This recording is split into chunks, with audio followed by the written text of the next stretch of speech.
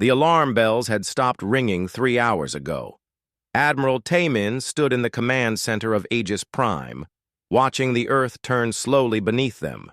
Where Sol used to shine like a bright star on the night side of the planet, there was now only darkness. The orbital station shook slightly as another piece of debris hit their damaged hull. "Sir, we're getting another transmission from the Dominion fleet," said Communications Officer Park. Her voice was steady, but Tae-min could see her hands shaking as she worked at her console. "Put it through," Tae-min replied. He had heard the same message 12 times already, but protocol demanded he listen to each one. The main screen flickered to life, showing the face of what looked like a tall gray creature with large black eyes. Its mouth moved strangely as it spoke through the translation device. "Humans of Earth," the alien said. "I am Commander Vex of the Dominion Coalition. Your cities of Seoul, Tokyo, and Mumbai have been destroyed. 50 million of your kind are dead. This was not our preference, but you forced our hand by refusing our generous offer of peaceful surrender." Tae-min clenched his fists. Generous offer? The aliens had wanted humanity to abandon Earth and work as slaves in their mining colonies on dead worlds far from the sun. "You have 72 hours to accept our terms," the alien continued. "Surrender your weapons, disband your military, and prepare for relocation. If you refuse, we will destroy 10 more of your cities. We do not wish to kill more humans than necessary, but we will do what we must." The transmission ended. The command center fell silent except for the quiet hum of life support systems and the occasional beep from the damaged computers. Any response? "From Earth Command?" Tae-min asked. "Nothing official, sir," Park replied. "But we're picking up regular civilian communications. Weather reports, agricultural updates, some personal messages between families. Nothing about the attack or the ultimatum." This was strange. After an attack that killed 50 million people, Tae-min would have expected panic. Emergency broadcasts, calls for help, military coordination channels buzzing with activity. Instead, Earth seemed almost calm. "What about the other orbital stations?" Tae-min asked. "Station Hermes is still operational but heavily damaged. Station Zeus was completely destroyed. We're the only command facility left in orbit," his weapons officer Lieutenant Kang reported. Down on Earth's surface, Captain Bo-Ra walked through the ruins of what had been a suburb of Seoul. The orbital bombardment had been precise and devastating. The aliens had used some kind of energy weapon that turned buildings into ash, but left the ground mostly intact. It was efficient. It was also terrifying. She expected to find chaos, crying families, angry mobs, people demanding answers from their government. Instead, she found something that made her skin crawl with its strangeness. The survivors were quiet, too quiet. An old man sat on a piece of concrete that used to be part of his house. He was staring at the sky, but when Bo-Ra approached him, he looked at her with clear, calm eyes. "Are you hurt?" she asked him. "No," he said simply. "My family was visiting my daughter in Busan when it happened. They are safe." "What about your home? Your belongings?" The old man looked around at the ash and rubble. "Things can be replaced," he said. "People cannot." This was the same response Bo-Ra had heard from dozens of survivors. No screaming, no demands for revenge. Just quiet acceptance and a strange kind of peace that felt wrong after such a massive attack. She touched her radio. "Command, this is Captain Bo-Ra. The survivors here are calm. Too calm. It's like they're in shock, but they're functioning normally otherwise." "Copy that, Bo-Ra. We're seeing the same reports from Tokyo and Mumbai. The civilians aren't panicking." Bo-Ra frowned. In all her years of military service, she had never seen people react to disaster this way. When typhoons hit the coast, people screamed and cried and demanded help. When earthquakes struck, there was confusion and fear and desperate activity. This was different. This felt like the quiet before a storm. Above the Earth, the Dominion fleet waited at the edge of the solar system. 4 different alien species had joined together to form the coalition. They had expected an easy victory. Humans were young, their technology was basic, and they had never fought a real interstellar war. The bombardment of 3 major cities should have broken their spirit completely. Commander Vex studied the reports from his intelligence officers. "What are the humans doing?" he asked. "Very little, sir," replied his aide. "We're monitoring their communications, mostly routine civilian traffic. Some emergency services are still active in the bombed areas, but there's no military chatter at all. No emergency government broadcasts? No calls for international aid?" "Nothing, sir. It's like they've accepted defeat already." Vex felt satisfied. The humans were clearly too shocked to fight back. In 48 hours, they would surrender, and the Dominion would have another slave race to work their mining operations. Humans were supposed to be good at hard labor and could survive in harsh conditions. They would be useful. What Vex didn't understand was that he had just witnessed something that no alien species in the known galaxy did when faced with overwhelming loss. Humans mourned quietly before they acted. Every human culture had some version of this ritual. Some took 3 days, some took a week, some took longer. But they all had one thing in common. Silence came before the storm. Back on Aegis Prime, Admiral Tae Min was reviewing the casualty reports when his communications officer spoke up again. "Sir, we're getting a priority transmission from Earth. Command. Finally. Put it through."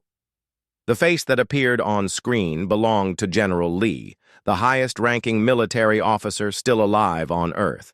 His face was grim but composed. "Admiral Tae Min, I'm ordering all remaining orbital assets to maintain position and wait for further instructions." "Sir, shouldn't we be coordinating a response? The aliens expect an answer in less than 48 hours.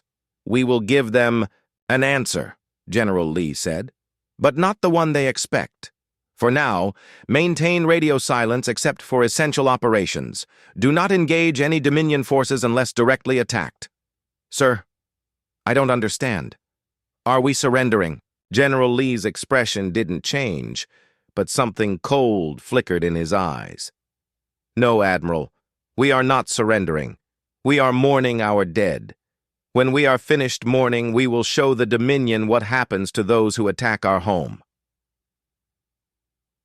The transmission ended, leaving Tae Min staring at a blank screen. Around him, his crew worked quietly at their stations. Outside the viewports, Earth continued to turn, dark and silent where Sol used to be. In the ruins below, Captain Bo-Ra noticed something else strange. The survivors weren't just calm, they were organized.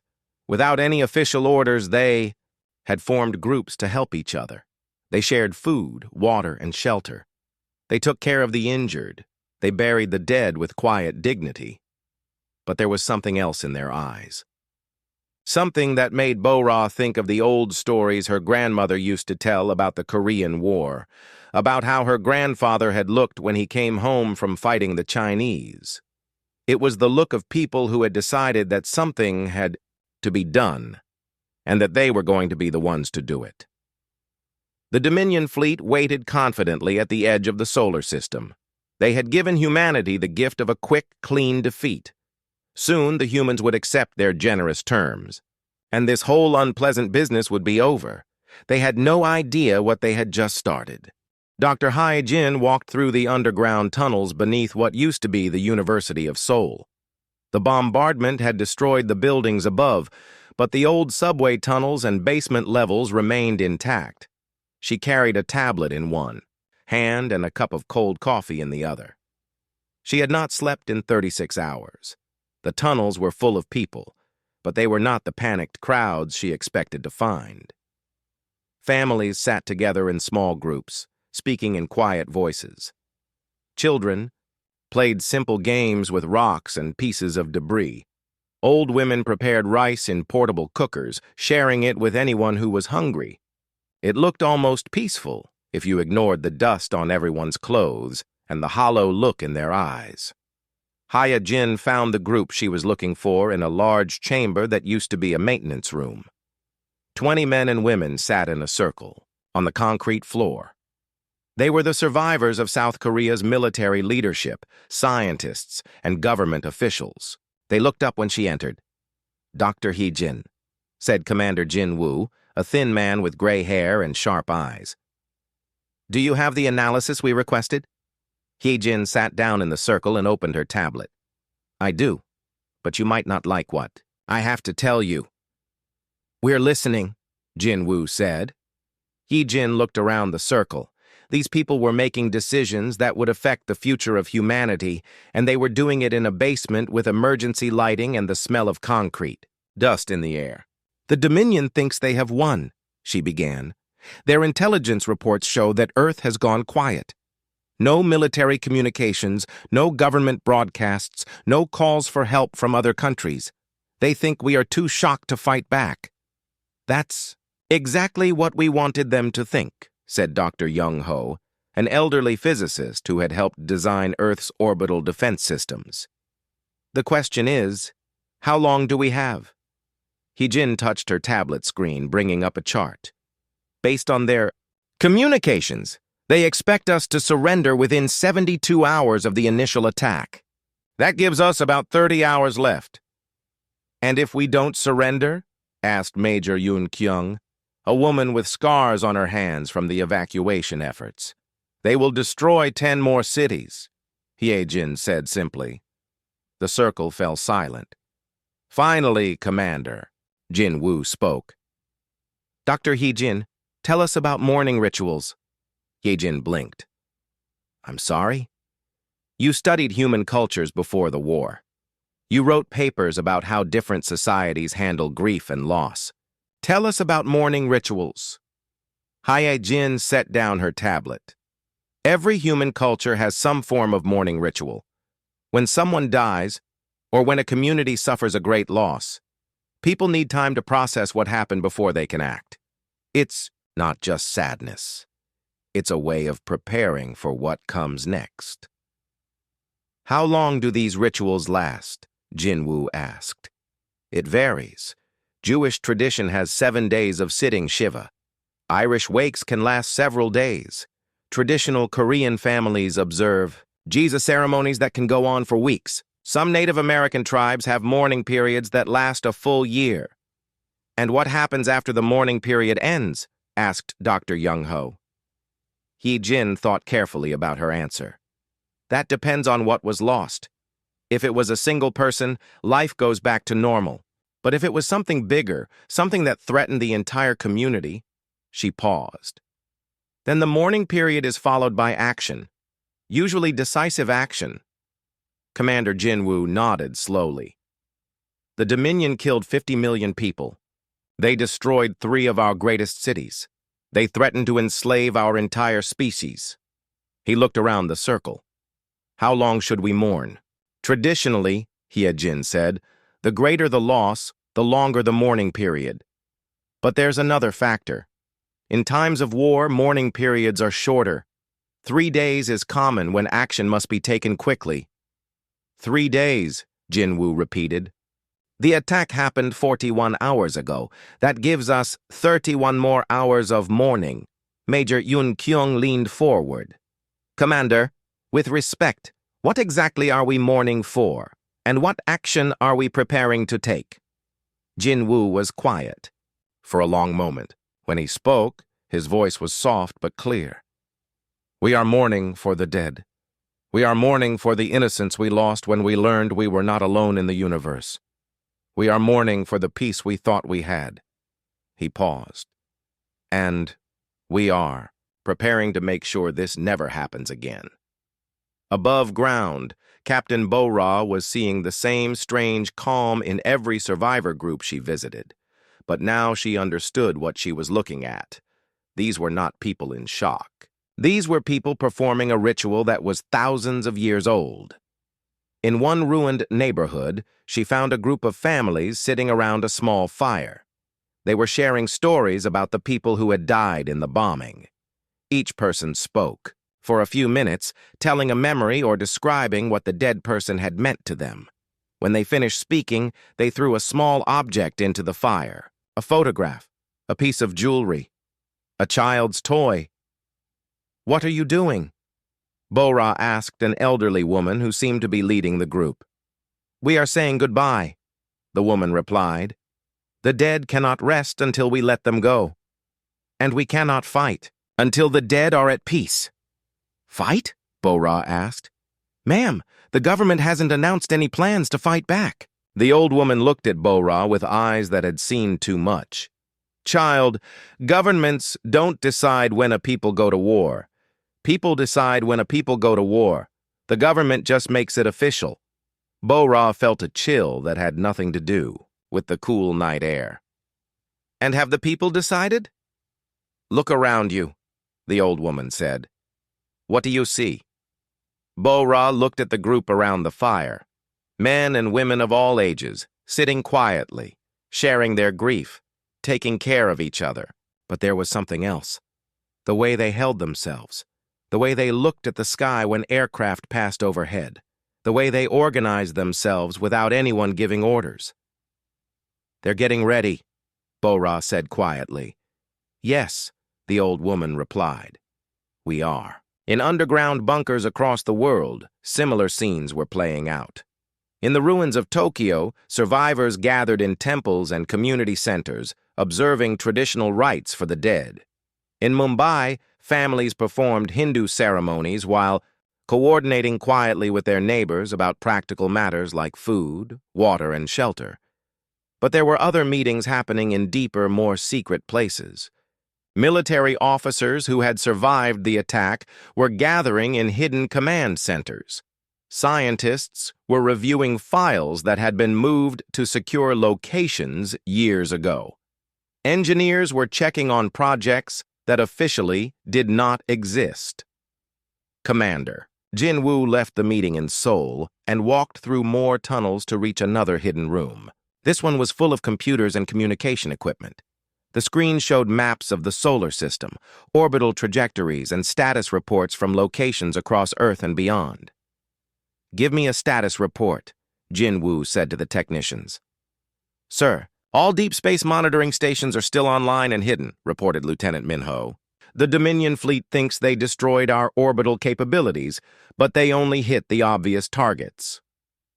"What about the other assets?" "Asteroid mining stations Alpha through Gamma are responding to coded transmissions. The Mars Research Facility is intact and ready. Project Red Dawn assets are at 93% operational status." Jin-Woo felt something cold settle in his stomach.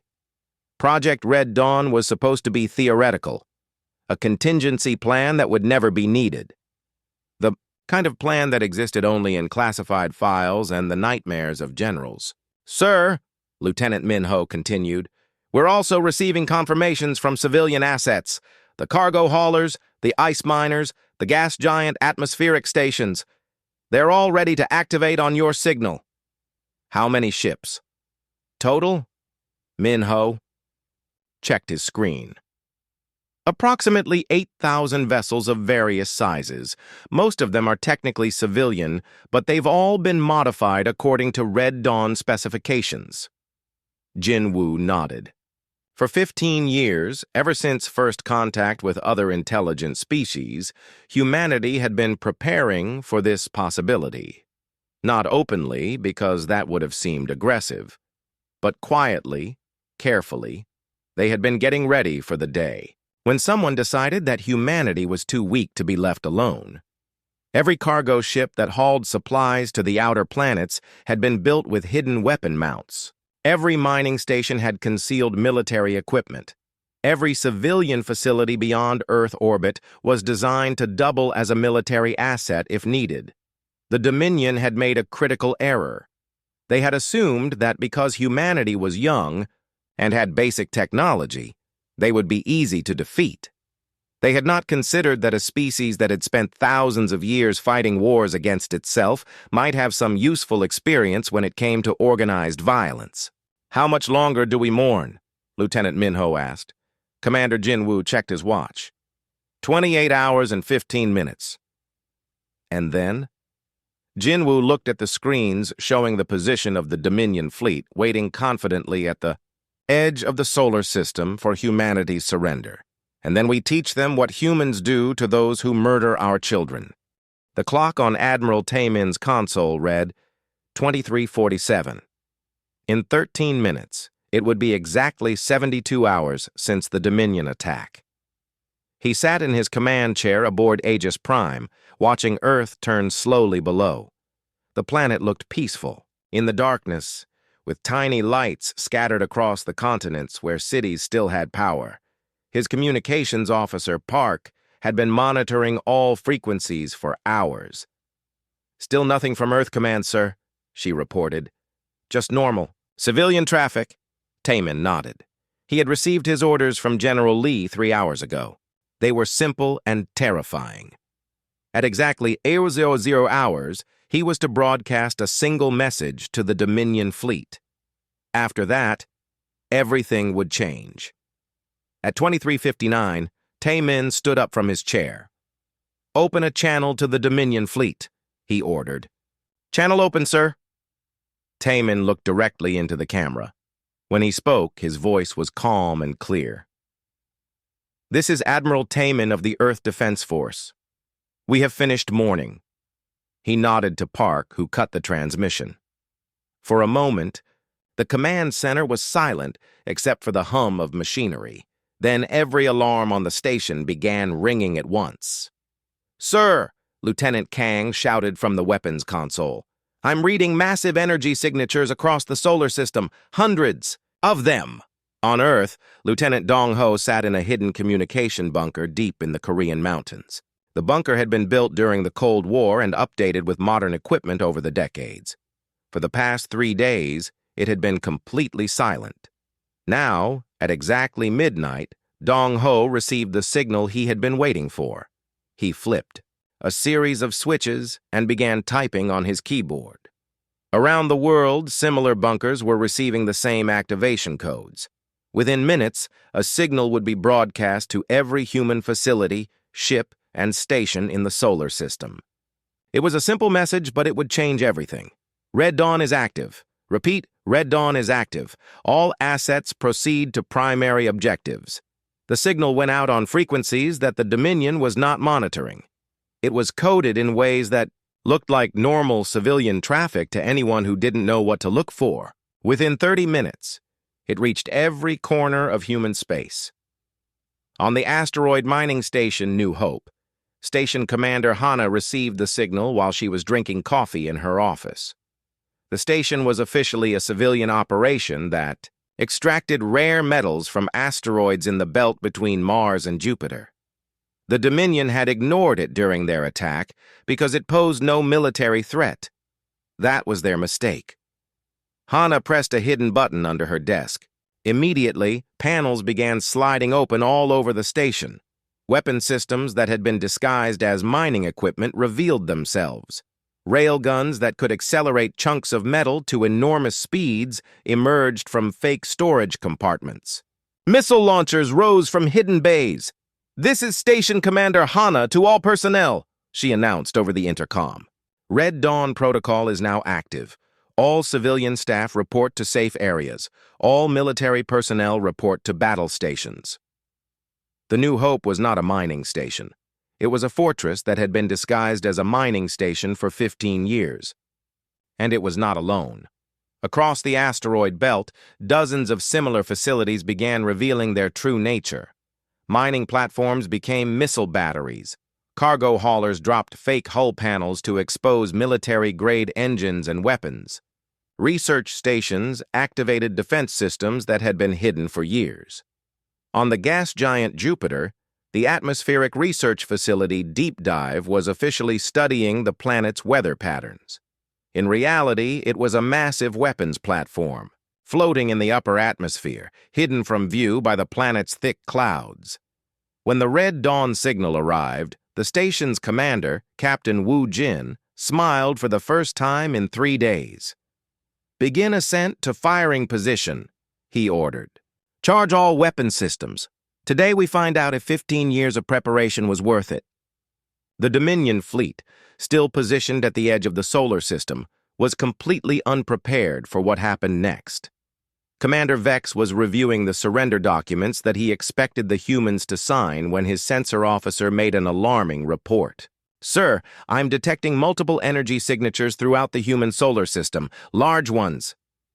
"What kind of energy signatures?" Vex demanded. "Weapons systems, sir, lots of them. They're appearing everywhere. The asteroid belt, the outer planets, even some of the moons."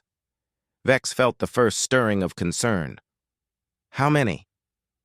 "I count over 300 distinct signatures, sir. And more are appearing every minute." This was impossible. The Dominion's intelligence report said that humanity had limited space-based assets. They were supposed to be a young species with basic technology and no real military presence beyond their home planet. "Where did they all come from?" Vex asked. "Unknown, sir. They seem to be emerging from facilities we thought were civilian. Mining stations, research posts, cargo vessels." Another officer spoke up from the communications console. "Sir, we're receiving a transmission from the human orbital station." "Put it through."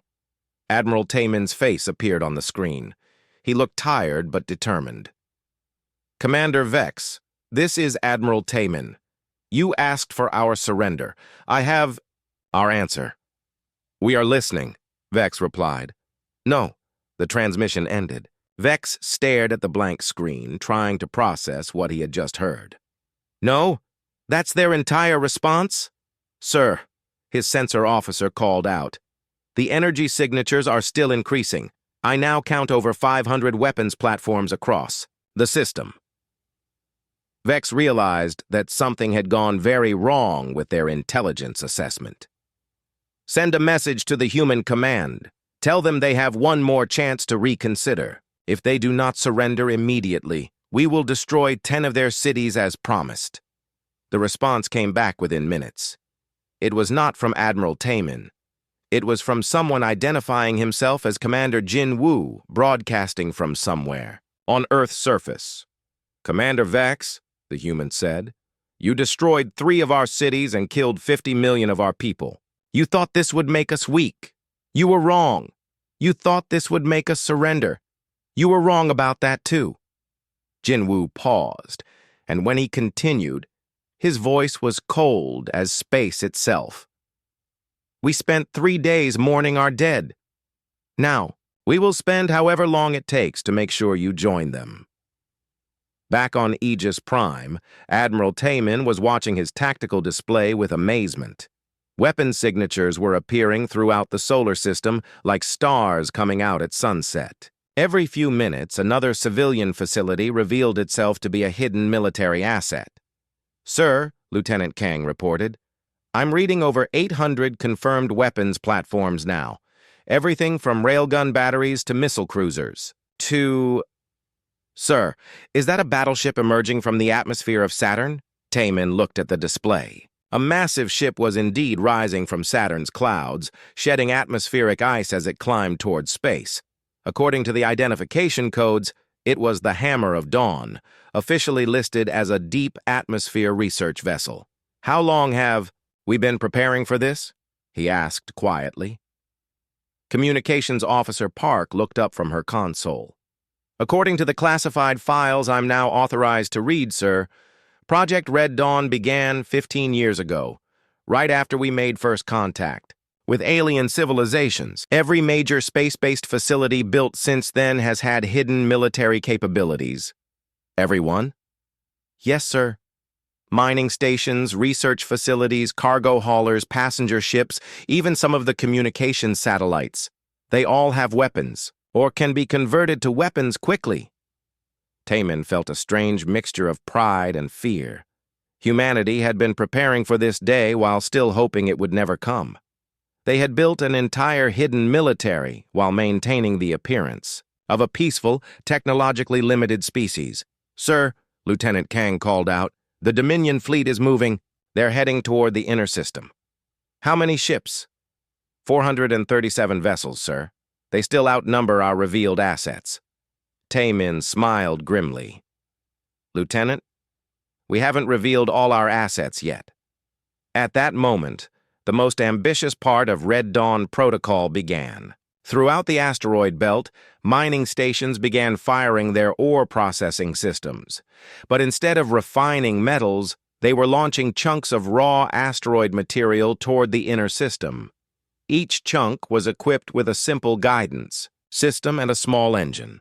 They were not sophisticated weapons, but they didn't need to be. When you accelerate a 10-ton piece of rock to several kilometers per second, sophistication becomes irrelevant.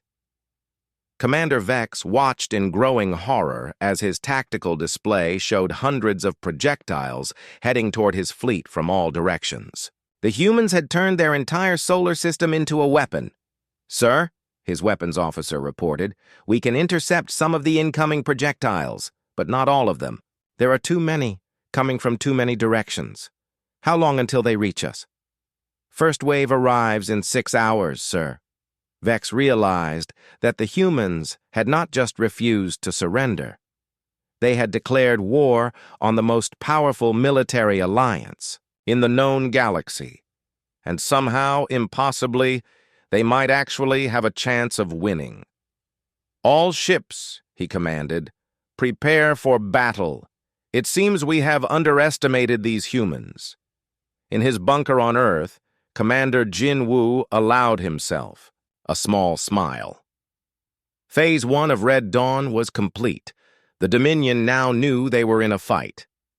Captain Su Jin sat in the pilot's seat of the transport ship Morning Glory, watching the Dominion fleet grow larger on her screen. The ship looked like any other civilian cargo hauler, battered hull, mismatched parts, and the kind of modifications that came from years of hauling supplies between planets. The aliens had seen hundreds of ships like it and ignored them all. That was about to change. "This is Captain Su Jin to all Morning Glory Squadron vessels," she said into her radio. "Remember, we only get one chance at this. Make it count." Around her, 49 other modified cargo ships moved in loose formation toward the Dominion fleet. To alien sensors, they looked like civilian vessels trying to evacuate the solar system. The Dominion had been ignoring such ships for hours, focusing instead on the obvious military targets that had revealed themselves during Red Dawn activation. The aliens did not know that each cargo ship was carrying something much more dangerous than trade goods. Behind Su Jin, her crew of 12 made final preparations. They were not cargo handlers. They were volunteers from the Earth Defense Force, and every one of them had lost family in the bombardment of Seoul, Tokyo, or Mumbai. They had not signed up for a rescue mission. They had signed up for revenge. "Target selection confirmed," reported her weapons officer, Lee. "We're locked onto the Dominion command cruiser Vex's Pride." "Cargo bay doors are ready to open," said her engineer, Park. "Kinetic impactors are armed and ready." Su Jin nodded. The Morning Glory was carrying 24 kinetic impactors, basically large chunks of metal with rocket engines attached. They were simple weapons, but when you fired them at close range at an unshielded ship, simplicity was all you needed. "Distance to target?" she asked. 800 kilometers and closing," Lee replied. The Dominion fleet had arranged itself in a standard formation, the largest ships in the center, with smaller escorts around the edges. They were confident and relaxed, still believing they were dealing with a primitive species that had no real space-based military. 600 kilometers, Lee reported. Su Jin could see individual ships now on her main screen. The Dominion vessels were sleek and advanced, with smooth hulls and energy shields that shimmered like soap bubbles. They looked powerful and sophisticated, compared to her battered cargo hauler. 400 kilometers. "They're hailing us, Captain." "Ignore them," Su Jin said. "Continue approach. 200 kilometers. "Open cargo bay doors," Su Jin ordered. Along the bottom of the Morning Glory, massive doors slid open, revealing the kinetic impactors nestled inside like eggs in a nest. Similar doors were opening on 49 other ships throughout the Dominion formation. 100 kilometers, Lee said. "Fire everything!" Su Jin commanded. The Morning Glory bucked as 24 rockets ignited simultaneously, launching their deadly cargo toward the Dominion command ship.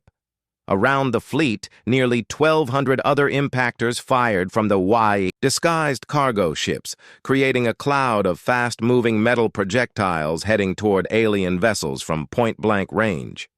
The Dominion crews had perhaps 30 seconds to realize what was happening. Some managed to activate their shields. Some tried to change course. Some began charging their weapons to return fire. None of it mattered.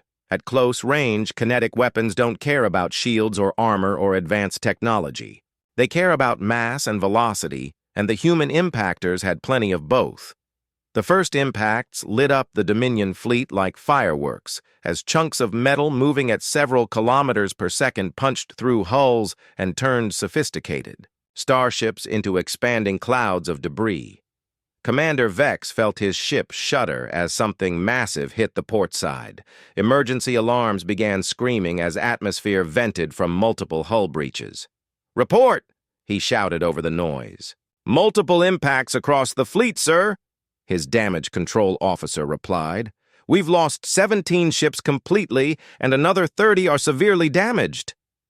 "How did they get so close?" Vex demanded. "They looked like civilian evacuation vessels." "Sir, we didn't consider them a threat," Vex wanted to scream. The humans had disguised military vessels as civilian transports and used them to deliver kinetic weapons at point-blank range.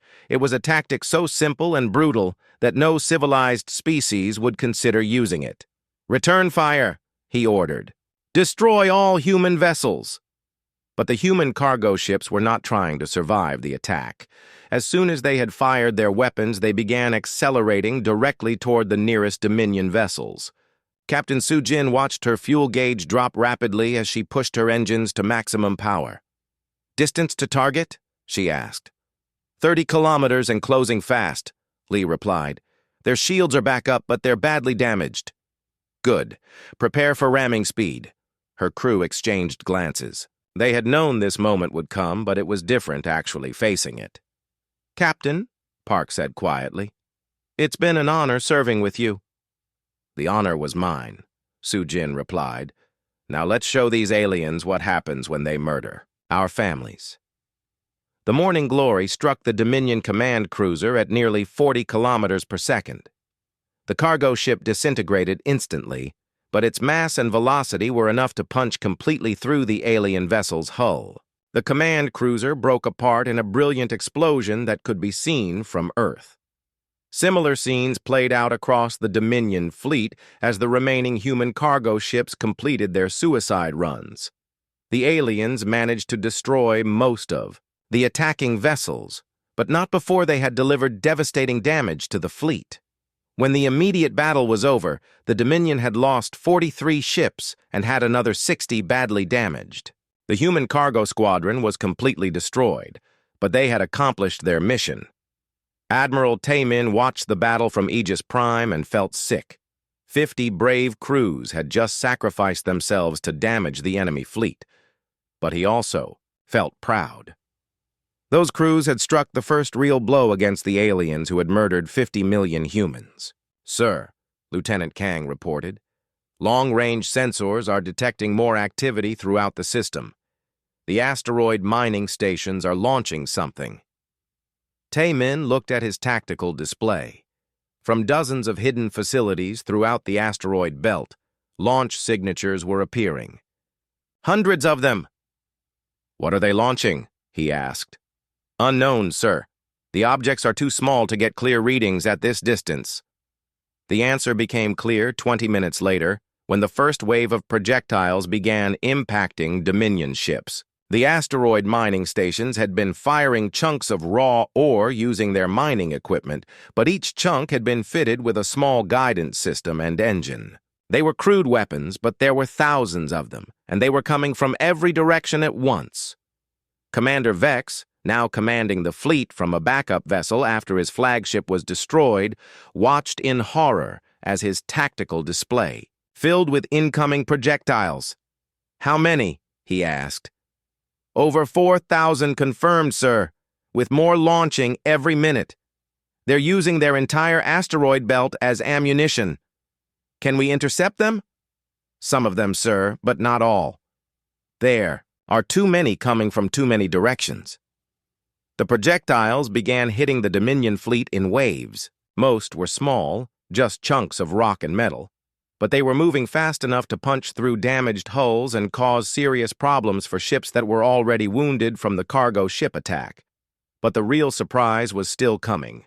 Deep in Saturn's atmosphere, Captain Wu Jin commanded the battleship Hammer of Dawn as it rose through the planet's clouds towards space.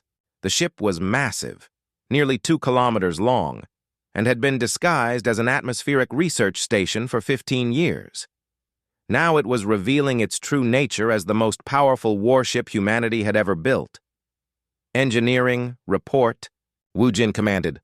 All systems operational, sir. Main railgun is charged and ready. Missile batteries are loaded. Fighter bays are prepared for launch. Excellent. How long until we reach firing position? 12 minutes, sir. The Hammer of Dawn was not alone. Similar ships were emerging from the atmospheres of Jupiter and Neptune, while others revealed themselves among the ice and rock of the outer system. Humanity had been building a secret fleet for 15 years, hiding it in places the aliens would never think to look. When the Dominion sensors finally detected the emerging battleships, panic began to spread through their ranks. Sir, the sensor officer reported to Commander Vex, I'm reading multiple large vessels emerging from the outer planets. Mass readings suggest they're capital ships. How many? 17 confirmed, sir, with more appearing. Sir, some of these ships are larger than our dreadnoughts. Vex realized that the humans had not just hidden a few weapons. They had hidden an entire battle fleet. Everything the Dominion thought they knew about human military capabilities was wrong. All ships, he commanded, prepare for full-scale battle. It appears we are facing a real military force.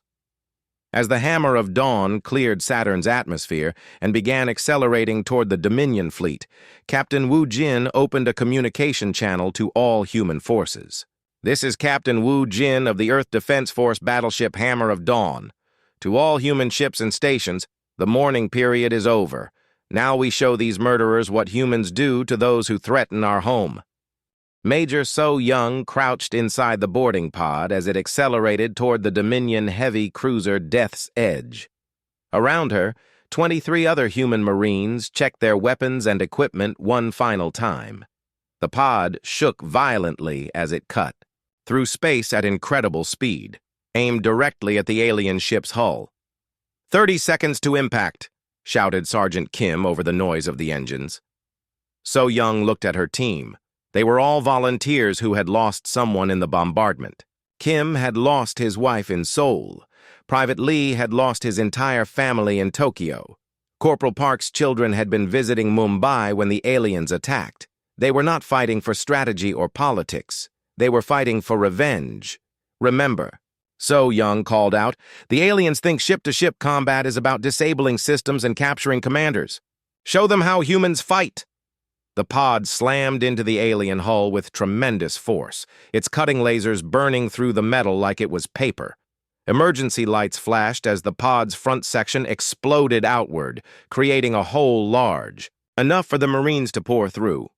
So Young was the first one into the alien ship, her rifle ready. The corridor was filled with thick, green atmosphere that the aliens breathed. Her suit's filters kicked in automatically as she moved forward. Behind her, the rest of her team spread out in both directions. The first alien she encountered was tall and thin, with gray skin and large black eyes. It was wearing some kind of uniform and carrying what looked like an energy weapon. When it saw her, it raised its hands in what might have been a surrender gesture. So Young shot it anyway. Contact front, she called into her radio. Alien crew, attempting to surrender. Request denied. This was not how other species fought wars in space. When boarding actions occurred between civilized races, there were rules. You tried to capture important areas of the ship, disable key systems, and force the enemy to surrender. Prisoners were taken. Crews were treated according to military codes. Humans did not follow these rules. So Young's team moved through the alien ship like hunters stalking prey.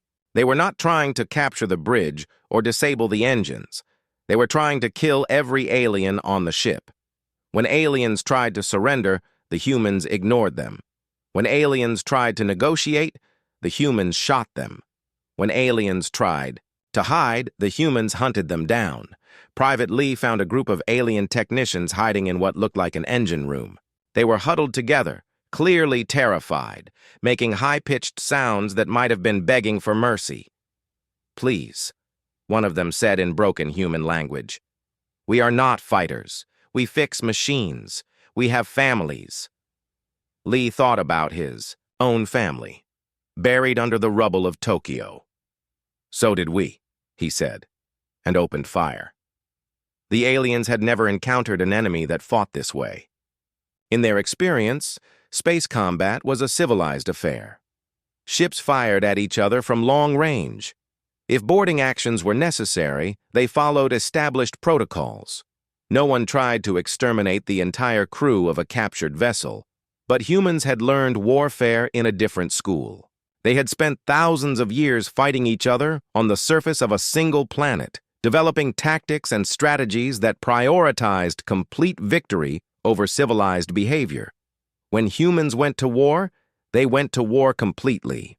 Sergeant Kim reached the alien ship's bridge and found the captain and several officers trying to coordinate their defense. The captain was the same tall gray species as the others, but it wore more elaborate clothing and had several metal devices attached to its head. "Human warrior," the captain said in careful English. "I offer surrender of this vessel. My crew will not resist if you follow standard prisoner protocols." Kim looked around the bridge. It was clean and well organized, with multiple screens showing the battle raging outside. Through the main view screen, he could see other human boarding. "Pods hitting other Dominion ships. What are standard prisoner protocols?" Kim asked. The alien captain seemed relieved. "You take control of the ship. We become your prisoners until the war ends. Then we are exchanged for your prisoners, held by our forces." Kim nodded slowly. "I see. And what were your protocols when you bombed our cities?" "That was different," the captain replied. "That was bombardment to force surrender. This is ship-to-ship combat." "Right," Kim said. He raised his rifle. "Here are our protocols." The alien captain died still trying to explain the difference between civilian and military targets. On the Dominion command ship, what was left of it after Captain Su Jin's ramming attack, Commander Vex listened to reports from across his fleet with growing horror. "Sir, boarding pods have hit 17 of our ships," his communications officer reported. "All 17 have gone silent." "Gone silent? What do you mean?" "I mean, we're receiving no communications from them at all, sir. No status reports, no request for assistance, nothing." "Are the humans jamming their communications?" "No, sir. The ships are still broadcasting on automatic systems. Life support, navigation, engine status. But no crew communications." Vex felt something cold settle in his stomach. "Send scout ships to investigate the boarded vessels." 20 minutes later, the scout ship Quick Strike approached the heavy cruiser. Death's Edge. The ship appeared to be intact and under power, but it was not responding to communication attempts. "This is Quick Strike to Death's Edge," the scout ship's captain called. "Please respond." Silence. The scout ship docked with the cruiser and sent a boarding team of its own. What they found made even experienced alien warriors sick with fear. "Sir," the boarding team leader reported back, "the entire crew is dead, all of them. The humans didn't try to capture the ship or disable systems, they just killed everyone they could find." "What about prisoners? Survivors?" "None, sir. The humans appear to have hunted down every member of the crew and killed them, even the ones who were clearly non-combatants." Vex realized that the humans were not fighting according to any rules he understood. They were not trying to capture ships or take prisoners. They were trying to kill every alien they encountered. "All ships," he commanded. Implement maximum security protocols. Do not allow human boarding pods to reach your hulls. If boarding is successful, all crew are to fight to the death, rather than surrender. But the boarding actions were just the beginning of humanity's unconventional approach to space warfare. Major So Young, having cleared the death's edge of all, alien crew, activated the ship's communication system and sent a message to every Dominion vessel in the fleet. This is Major So Young of the Earth Defense Force, broadcasting from your heavy cruiser Death's Edge. We have killed your crew and taken your ship. This vessel now belongs to humanity. She paused, letting that sink in. We are not interested in your surrender. We are not interested in taking prisoners. We are not interested in following your rules of war. You killed 50 million of our people. Now we are going to kill all of you. The transmission ended. Across the Dominion fleet, alien crews listened to similar broadcasts from other captured ships. The humans were not just winning individual battles. They were announcing their intention to commit genocide against the entire Dominion force. This was psychological warfare on a level the aliens had never experienced. Most species, even in the heat of battle, maintained some pretense of civilization. They talked about honor, military necessity, and the treatment of prisoners. The humans talked only about killing. Captain Wu Jin, commanding the battleship Hammer of Dawn, received reports of the boarding actions as his ship approached the main Dominion force. "Sir," his communications officer reported, "Major So Young's Marines have successfully captured 6 enemy vessels. They're requesting permission to turn the ship's weapons on the remaining Dominion fleet." "Permission granted," Wu Jin replied. "Tell them to target the largest ships first." This was another thing that civilized species did not do. They did not turn captured enemy vessels against their former allies. It was considered dishonorable, unsporting, even barbaric. The humans did not care what it was considered. 6 Dominion ships, now under human control, turned their weapons on their former fleetmates. The aliens found themselves being attacked by their own vessels, crewed by humans who had killed everyone aboard and were now using alien weapons to kill more aliens. Commander Vex watched his tactical display with despair as his own ships began firing on his fleet. The humans had taken a civilized naval engagement and turned it into something from a nightmare. "Sir," his sensor officer reported, "I'm detecting more human boarding pods launching from their battleships. Hundreds of them!" Vex realized that the humans were not content with the ships they had already captured. They wanted more. They wanted all of them. "All ships," he commanded, "begin withdrawal to the outer system. We need time to reorganize and develop new tactics." But as the Dominion fleet tried to retreat, they discovered that the humans had one more surprise waiting for them. The asteroid mining stations had not just been launching chunks of ore. They had been launching mines, thousands of small explosive devices that were now scattered throughout the space around the fleet. As the aliens tried to flee, their ships began hitting the mines and exploding. The humans had turned the entire area into a trap, using weapons that no civilized species would employ because they were too indiscriminate, too dangerous to use near populated areas. Dr. Hyjin sat in the communications center deep beneath the ruins of Seoul, surrounded by banks of computers and transmission equipment. For the past 6 hours, she had been analyzing intercepted Dominion communications, and what she found both fascinated and horrified her. The aliens were afraid, not just tactically concerned or strategically worried, they were genuinely terrified of the human response to their attack. Their communications were full of references to unprecedented brutality and violation of civilized warfare protocols. They kept asking each other how humans could ignore surrender attempts and kill non-combatant crew members. Hyjin realized that this was an opportunity. The Dominion had expected to fight a conventional war against a primitive species. Instead, they were facing something their experience had not prepared them for. It was time to make that psychological advantage even stronger. She activated the wideband communication array and began broadcasting on all Dominion frequencies. This is Dr. Hyjin of Earth, speaking to the Dominion Fleet. I am a xenoanthropologist, a scientist who studies alien cultures. I have spent years learning about your species and your approach to warfare. You seem confused by human behavior, so I thought I would explain it to you.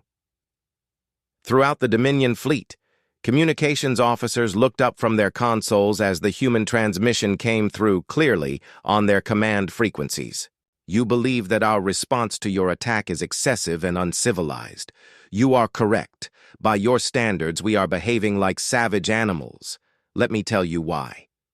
Commander Vex, now commanding the remnants of his fleet from a damaged heavy cruiser, listened to the transmission with growing unease. Humans have been fighting wars for over 10,000 years, Dr. Hyjin continued. In that time, we have developed certain patterns of behavior. We have learned that when an enemy threatens our entire species, half measures do not work. We have learned that when someone kills our children, mercy is not just ineffective, it is dangerous. The transmission paused for a moment, then continued. You study our history, and you will find that humans have never lost a war when our entire population was threatened. Not once. We lost individual battles. We lost individual campaigns. But when the survival of our species was at stake, we always found a way to win. On the bridge of his ship, Vex ordered his intelligence officers to verify this claim. What they found in their databases made him even more uncomfortable. Your intelligence reports told you that humans were divided into many nations that fought each other constantly, Dr. Hyjin continued. This was true. But what your reports did not tell you is what happens when someone from outside threatens all of humanity at once. We stop fighting each other and start fighting the outside threat. Every time. Without exception. The transmission was now being monitored by ships throughout the Dominion Fleet.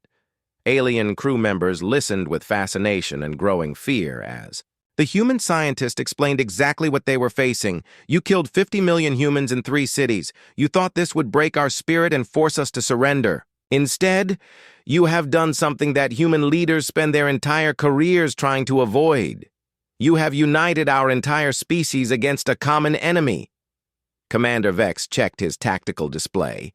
Human forces throughout the solar system were, indeed, working together with unprecedented coordination.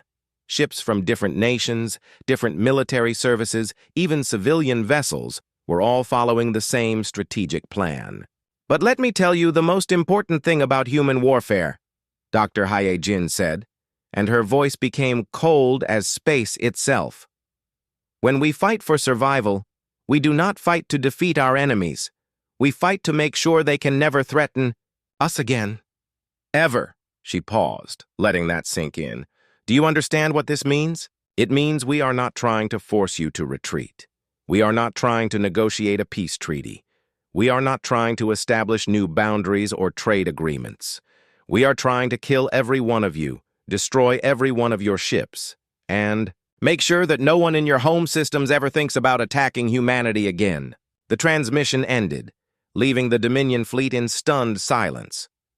On Earth, Commander Jin Woo received the first reports from the outer system engagement. The news was better than he had dared to hope. Sir, Lieutenant Minho reported, the Dominion Fleet has lost over 60% of its combat effectiveness. They're retreating toward the edge of the system, but our forces are pursuing. What about our losses? Much lighter than projected, sir. The boarding actions were particularly effective. Major So Young's Marines have captured 12 enemy vessels and turned their weapons against the Dominion Fleet. Jinwoo nodded. The human approach to space warfare was proving even more effective than their simulations had predicted. By ignoring traditional rules of engagement and focusing on psychological warfare as much as physical damage, they had turned a numerically superior enemy force into a panicked mob. What's the status of Phase 3? He asked. Ready to begin. On your command, sir. Captain Bora's forces are in position throughout the inner system. Jin Woo looked at the tactical display showing the positions of human and alien forces. Phase 3 would be the most ambitious part of the plan and also the most dangerous. If it failed, humanity would lose its chance to end this war quickly. Begin. Phase 3, he ordered. Throughout the inner solar system, hidden human installations began the next stage of their counterattack. But this time, they were not targeting the Dominion fleet directly. They were targeting something much more important. Captain Bo-Ra, now commanding a strike force of converted civilian vessels, led the assault on the Dominion supply ships that had been waiting in the outer asteroid belt. The aliens had brought these ships to support their occupation of the solar system after humanity's expected surrender. They were filled with supplies, equipment, and reinforcements. All ships, Bo-Ra commanded, remember that these are not warships. They are transports and supply vessels, but they contain everything the Dominion needs to maintain their fleet. Destroy them all. The human attack on the supply convoy was swift and devastating. The alien transport ships had minimal defenses and were not expecting to be attacked. Within 2 hours, the entire convoy was destroyed, along with months of supplies and thousands of Dominion personnel. But the attack on the supply ships was just part of Phase 3. The real target was much more ambitious. Deep in the outer system, human scout ships had located the Dominion's mobile command base, a massive station that served as the nerve center for their entire invasion force. It was heavily defended and supposedly hidden, but human intelligence had been tracking it for days. Admiral Taemin, now commanding a task force of 12 human warships, approached the command station carefully. His ships were outnumbered by the station's defenses, but they had advantages the aliens did not expect. "Sir," his sensor officer reported, "I'm detecting the station. It's exactly where intelligence predicted. Defensive fleet consists of 23 vessels of various sizes. Any sign they've detected us?" "No, sir. We're still running in stealth mode. The human ships had been designed with stealth technology that the Dominion scanners could not easily detect. It was another example of how humanity had been preparing for this war much longer than anyone realized." "Begin the attack," Taemin ordered. The human ships emerged from stealth mode simultaneously, appearing seemingly from empty space around the Dominion command station. Their first salvo of missiles and railgun fire caught the defenders completely off guard. But the most important part of the attack was not the physical damage. It was the message that Admiral Taemin broadcast to every Dominion facility throughout the galaxy. "This is Admiral Taemin of the Earth Defense Force. We are currently destroying your command station in the Sol system. Your invasion fleet has been defeated. Your supply lines have been cut. Your commanders are dead or fleeing." The transmission included visual footage of the command station being torn apart by human weapons. "But this is not the end of our response to your attack on Earth. This is just the beginning. We now know where your home systems are located. We know the positions of your worlds and your fleets, and we are coming for all of them." Throughout Dominion space, military commanders and political leaders watched the footage of their supposedly invincible command station being destroyed by the primitive humans they had expected to enslave. "You thought you could attack our home and force us to surrender," Admiral Taemin continued. "Instead, you have taught us where you live. You have shown us your weaknesses. You have given us a reason to build a fleet large enough to reach your worlds." The transmission ended with a simple statement that would haunt Dominion leaders for months to come. "We are coming, and when we arrive, remember that you started this war by murdering our children." Back in the Sol system, the remnants of the Dominion invasion fleet were in full retreat. Commander Vex, his command structure destroyed and his forces scattered, tried to organize an orderly withdrawal to Dominion space. But the humans were not content to let them escape. Human pursuit forces harassed the retreating aliens at every opportunity, picking off damaged ships and preventing them from regrouping.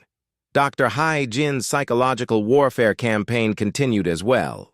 Every 6 months after the Dominion retreat from the Sol system, Captain Bo-Ra stood on the bridge of the converted mining vessel Iron Will, watching the stars shift as her ship dropped out of faster-than-light travel. Around her, 43 other Human vessels did the same, materializing in empty space far from any inhabited system. "Navigation! Confirm our position," she ordered. "Confirmed, Captain. We're at the coordinates provided by Dominion Intelligence. The enemy mobile command base should be approximately 2 light hours from our current position." Bo-Ra nodded. The intelligence had come from captured Dominion databases and interrogated prisoners. The few aliens who had been taken alive when they tried to surrender to human boarding parties. It had taken months to break their encryption and extract useful information, but human persistence had paid off. "Sensors, begin long-range scanning. I want to know exactly what we're facing before we get close enough for them to detect us." The Iron Will was typical of the new human fleet. Before the war, it had been a simple asteroid mining vessel, designed to extract rare metals from dead rocks in space. Now it was armed with railguns, missile launchers, and a crew of former miners, who had learned to fight when the Dominion murdered their families. The war had been going on for 6 months now, and it had spread far beyond the Sol system. Human forces, using intelligence gathered from the destroyed invasion fleet, had begun striking at Dominion facilities throughout their territory. The attacks were surgical, precise, and utterly merciless. "Captain," her sensor officer reported, "I'm detecting a large artificial structure at the predicted coordinates. Mass indicates it's a mobile command station, similar to the one we destroyed in Sol." "Defensive fleet?"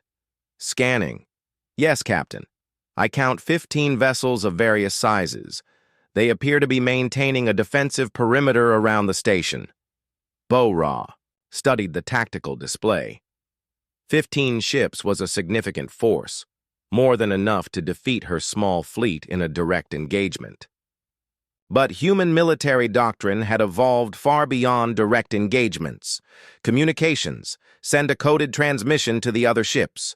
We proceed with Plan Delta. Plan Delta was one of dozens of tactical scenarios that human commanders had developed during the 6 months of warfare. It was designed specifically for attacking heavily defended installations using minimal forces. The key was not to overpower the enemy, but to make them so afraid that they made mistakes. Lieutenant Dong Ho, now serving as Bo-Ra's communications officer, began broadcasting on all Dominion frequencies. "Attention Dominion forces. This is Captain Bo-Ra of the Human Defense Fleet. We have located your mobile command facility. You have 30 minutes to abandon the station and surrender your ships. If you refuse, we will destroy you all." The response came back quickly. "Human vessel, this is Commander Zeth of the Dominion Defense Force. You are outnumbered 15 to 1. Withdraw immediately, or we will destroy your fleet." Bo-Ra smiled grimly. The aliens still did not understand how humans fought. "Communications, broadcast this on all frequencies," she ordered. Then she spoke directly into the microphone. "Commander Zeth, let me explain something to you. 6 months ago, your people attacked our home and killed 50 million humans. Since then, we have destroyed 47 Dominion installations, captured 83 of your ships, and killed approximately 200,000 of your people." She paused, letting the numbers sink in. "We have also learned a great deal about your species. We know that you evolved from prey animals on worlds with large predators. We know that your natural response to overwhelming threat is to flee or hide. We know that you have never fought a war against a species that enjoys killing as much as we do." The Dominion commander did not respond immediately. Bo-Ra continued, "Your ships are faster than ours. Your weapons are more advanced than ours. Your technology is superior to ours in almost every way. But you have one critical weakness that we do not have." "What weakness?" Commander Zeth finally asked. "You want to survive this war," Bo-Ra replied. "We do not. We only want to win it." At Bo-Ra's signal, the human ships began spreading out in a pattern that looked random, but was actually carefully calculated.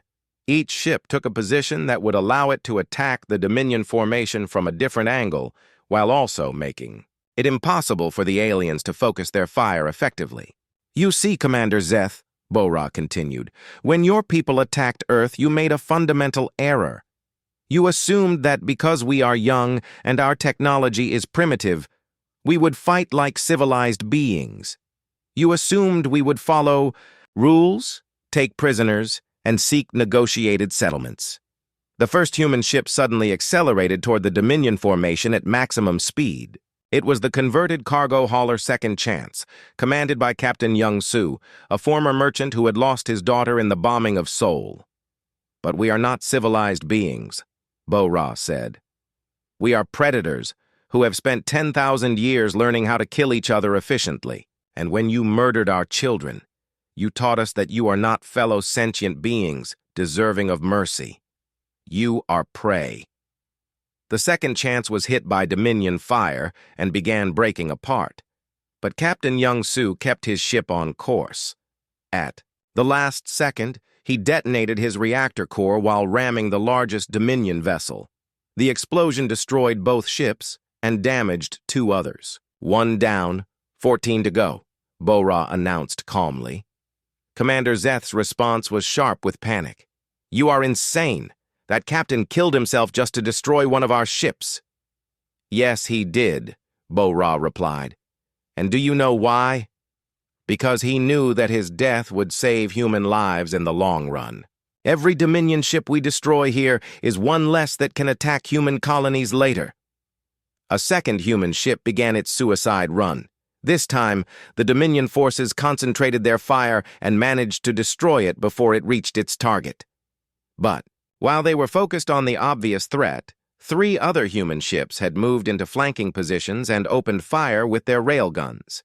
The aliens were learning that fighting humans was like fighting a pack of wolves. They did not try to preserve their individual lives. They tried to achieve their collective objective, regardless of the cost. "Commander Zeth," Bo-Ra said, "I'm going to give you some free education about human military history.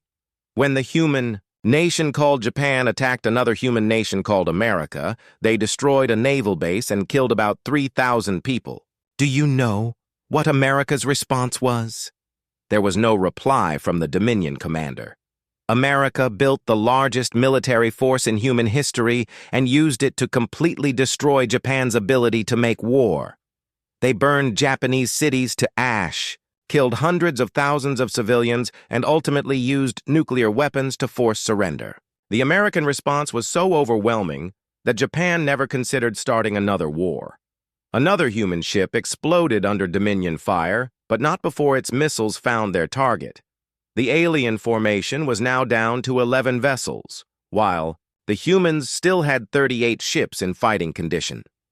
But here's the important part, Commander Zeth. America and Japan eventually became allies after the war ended. Americans helped rebuild Japan and defended it against other enemies. Do you know why they could do this? Bo-Ra ordered her own ship to begin accelerating toward the enemy formation.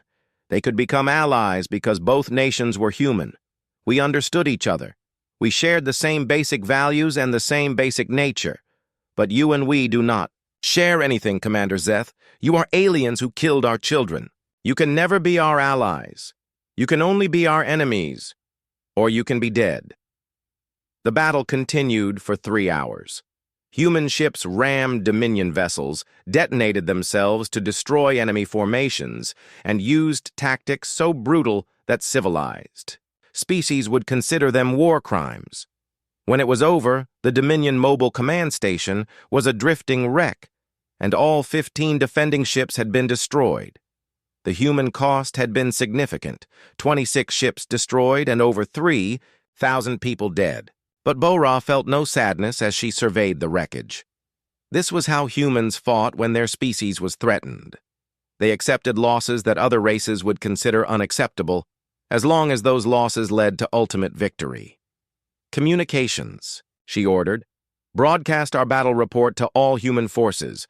Include full tactical analysis and casualty figures." The report would be studied by human commanders throughout the galaxy. Every lesson learned, every successful tactic, every effective weapon would be incorporated into future battles. This was another advantage humans had over their enemies. They learned from their mistakes quickly and shared that knowledge efficiently. But the destruction of the mobile command station was only part of the day's work. Hidden throughout the wreckage were data storage devices containing intelligence about Dominion fleet movements, base locations, and defensive strategies. Human boarding parties, using the same brutal tactics that had proven so effective in the Sol system, would recover that intelligence and use it to plan future attacks. Lieutenant Dong Ho approached Bora as she watched the recovery operations. "Captain, we're receiving a transmission from Earth Command. Admiral Tae-min wants to speak with you directly." Bora nodded and walked to the communication console. Admiral Tae-min's face appeared on the screen, looking older and more tired than she.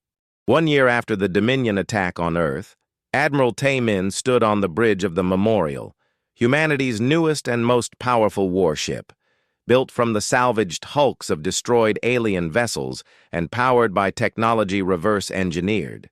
From captured Dominion equipment, the ship was a symbol of how completely the war had changed. Through the bridge viewports, he could see the last Dominion world that still refused to surrender. The planet Kethvar had been the administrative center of the Dominion's eastern territories, home to 12 billion aliens who had supported the attack on Earth. Now it was a burning ruin, its cities destroyed by orbital bombardment and its surviving population hiding in underground shelters. "Sir," his communications officer reported, "we're receiving a transmission from the planetary government. They're requesting terms for surrender." Tae-min had heard the same request from dozens of Dominion worlds over the past year. The answer was always the same. "Tell them our terms have not changed," he replied. "Unconditional surrender of all military forces, complete dismantlement of their space-based industry, and reparations to be paid to humanity for the next century. If they refuse, we will continue the bombardment." The war had lasted exactly 1 year, 2 months, and 16 days. In that time, humanity had gone from a single-system species with basic technology to the dominant military force in this section of the galaxy. They had destroyed the Dominion fleet, conquered 47 worlds, and forced the surrender of 3 entire alien species. Dr. Hai-jin, now serving as humanity's chief diplomatic officer, joined Tae-min on the bridge. She carried a tablet containing the final surrender documents that would end the war. "Admiral," she said, "I've just received confirmation from the last holdout systems. The Dominion High Council has agreed to our terms. The war is over." Tae-min felt a strange emptiness at those words. For over a year, his entire existence had been focused on destroying the aliens who had attacked Earth. Now that mission was complete, and he was not sure what came next. "What about the individual worlds that are still resisting?" he asked. "They'll surrender within days. Without the High Council's support, they have no choice. The Dominion as a political entity no longer exists." Tae-min nodded. The human strategy had been brutally simple and devastatingly effective.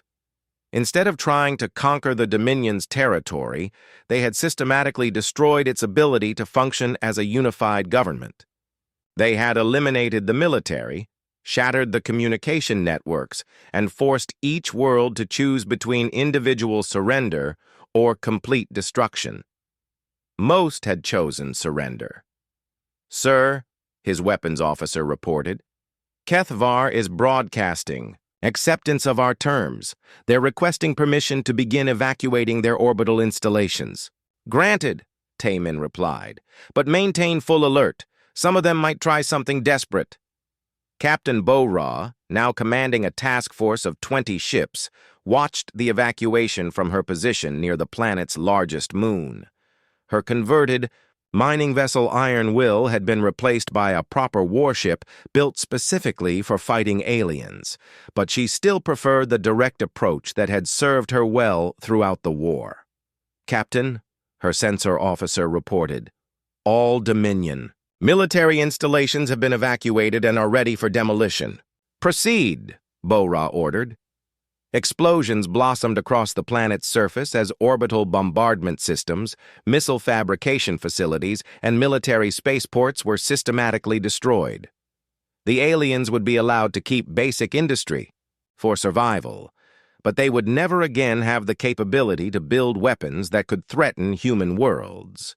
It was the same pattern that had been repeated on dozens of planets throughout former Dominion space. Humanity was not interested in governing alien populations, but they were absolutely determined to ensure that those populations could never again pose a threat.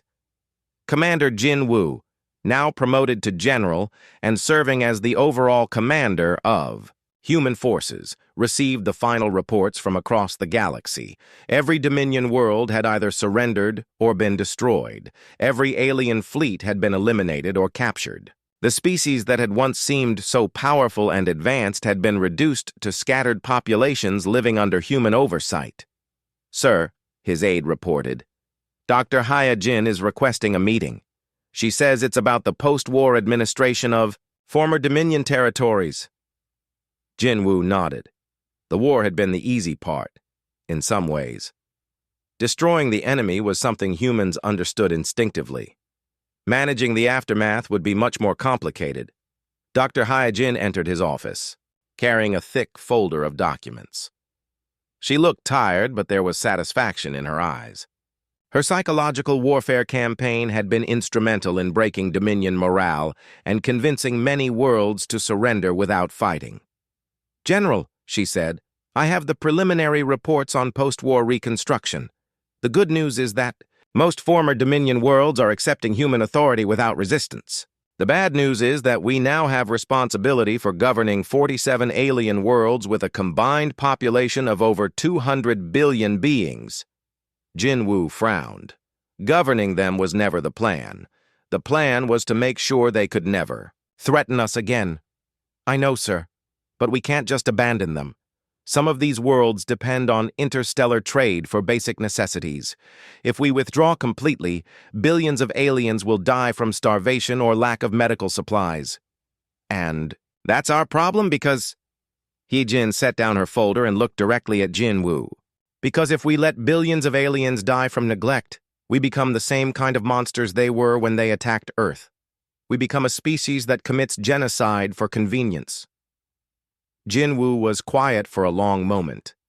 The war had required humans to do terrible things, to embrace their most violent instincts and use them against their enemies. But now that the war was over, they had to decide what kind of species they wanted to be. "What do you recommend?" he asked finally. "We establish a protectorate system. We maintain military control of all former Dominion space, but we allow local governments to handle day-to-day administration. We help them rebuild their economies, but we make sure they can never build weapons that threaten human space. For how long?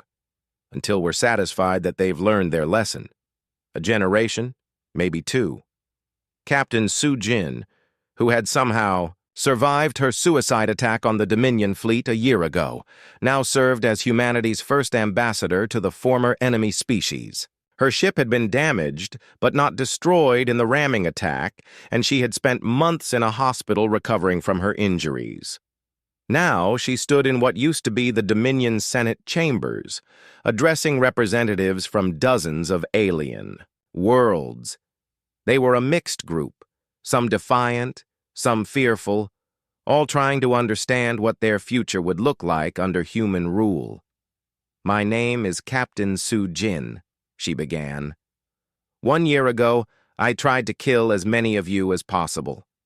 Today, I'm here to help you rebuild your civilizations." The alien representatives shifted uncomfortably. Many of them remembered the brutal human tactics that had ended their military resistance so quickly. "I know this seems strange," Su Jin continued. "You're wondering how the same species that showed no mercy during the war can now be offering to help you recover from it. Let me explain." She activated a holographic display showing images from Earth. The memorials built where Seoul, Tokyo, and Mumbai used to stand. "You killed 50 million of our people because you thought we were too weak to stop you. You were wrong. We were not weak. We were just inexperienced with interstellar warfare. Once we learned how to fight in space, we proved that we could defeat any enemy that threatened our home. The display changed to show human ships patrolling former Dominion territory, but we also learned something else during this war. We learned that we do not want to become a species that rules through fear and oppression. We do not want to become the kind of people who attack others simply because we can. An alien representative, a tall being with blue skin and multiple arms, raised a hand to speak. Ambassador Sujin, how can we trust a species that fought so brutally? How do we know you will not simply exterminate us when it becomes convenient? Sujin considered the question carefully. You can trust us because we had the opportunity to exterminate you during the war, and we chose not to. We could have destroyed every Dominion world instead of accepting surrenders. We could have killed every alien we captured instead of taking prisoners. We chose to show restraint because we believe that unnecessary killing makes us less human. She paused, then continued. But you should also remember that we are still the same species that destroyed your fleets and conquered your worlds. If any of you ever again consider attacking human space, remember what happened to the last group that tried it. The meeting continued for hours as human and alien representatives worked out the details of the new post-war order. It would not be easy, and it would not be perfect, but it was better than the alternatives. Later that day, Admiral Taemin stood in the memorial chamber aboard his ship, looking at the wall that bore the names of every human who had died in the war. 50 million civilians killed in the initial attack, plus over 2 million military personnel who had died in the fighting that followed.